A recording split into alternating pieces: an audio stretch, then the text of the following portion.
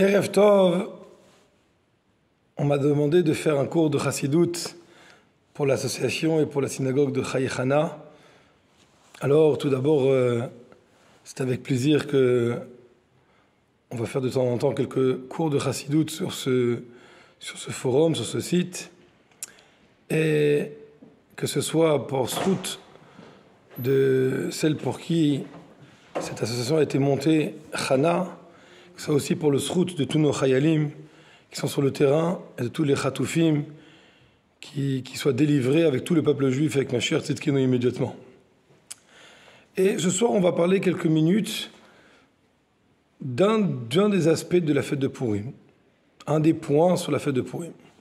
Comme vous le savez certainement, dans la Megillah, il est écrit que Aman Bikesh, Aman a demandé les Hashmid, la Harog ou les Abed, et Kol HaYehudi Minar Vadzaken Tavenashim Biyom Echad. Il a voulu anéantir hommes, femmes, enfants, tout le peuple juif, du plus jeune jusqu'au plus vieux, en un seul jour.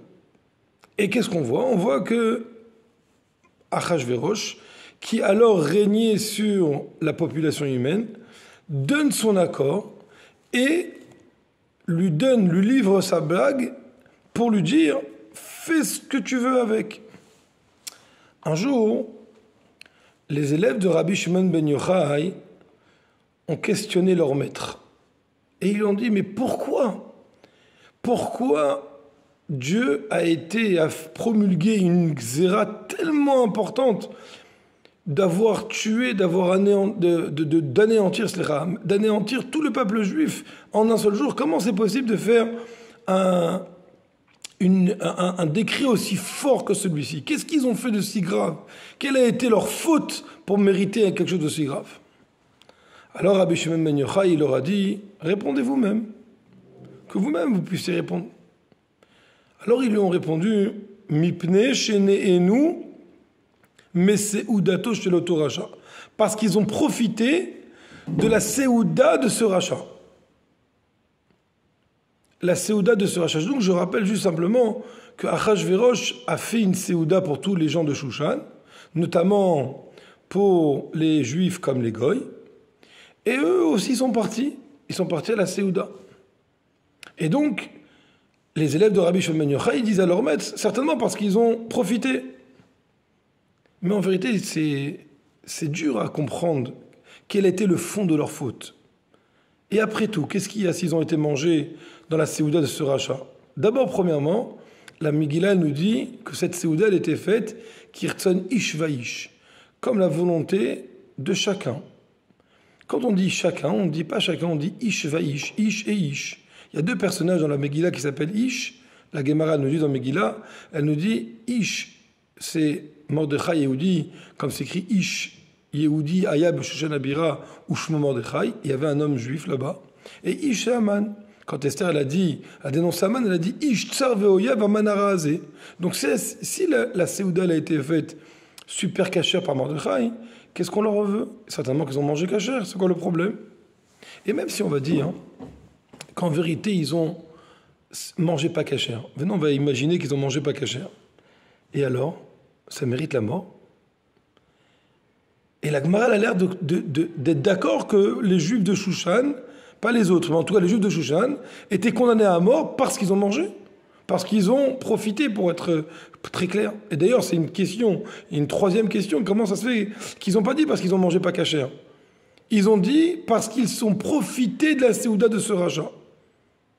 Et donc en vérité, on sent bien que le problème ici, c'est pas la consommation de nourriture, c'est le fait d'avoir profité de la Séouda, et c'est pas simplement d'avoir profité d'une Séouda pas cachère, c'est d'avoir profité de la Séouda de Achashverosh. Et on se pose la question, mais qu'est-ce qu'il y a de si grave?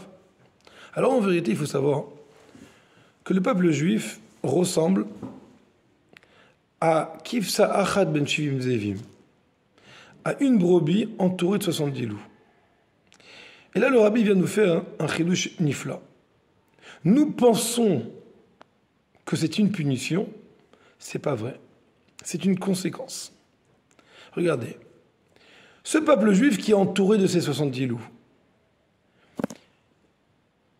À chaque instant qui se trouve dans n'importe quel pays étranger au peuple juif, qu'il est entouré de goïms, de non-juifs, en vérité, ces gens-là s'appellent des loups par rapport à ce juif qui s'appelle une brebis. Et c'est naturel et normal qu'un loup, il lui saute dessus et il mange la brebis. C'est pas quelque chose de « waouh, comment ça se fait qu'il a mangé ?» C'est normal, c'est naturel.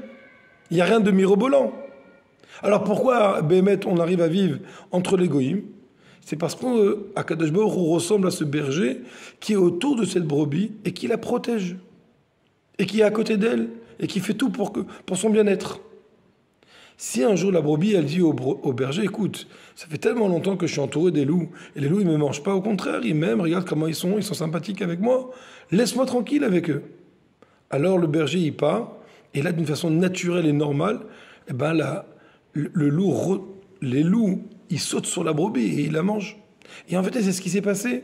Tant qu'on était avant la Xéra de Haman, tant qu'on était avant la Séouda de Achashvérosh, je veux dire, alors on était protégé par Akadosh Baruch Hu comme un berger qui protège sa brebis.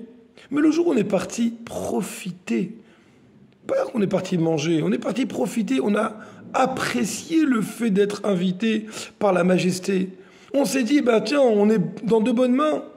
En fait, en se livrant aux mains d'Achashvérosh, en se disant, waouh, on a une place politique extraordinaire, c'était une façon de dire à Dieu, on n'a plus besoin de toi, t'inquiète pas, on s'en débrouille tout seul.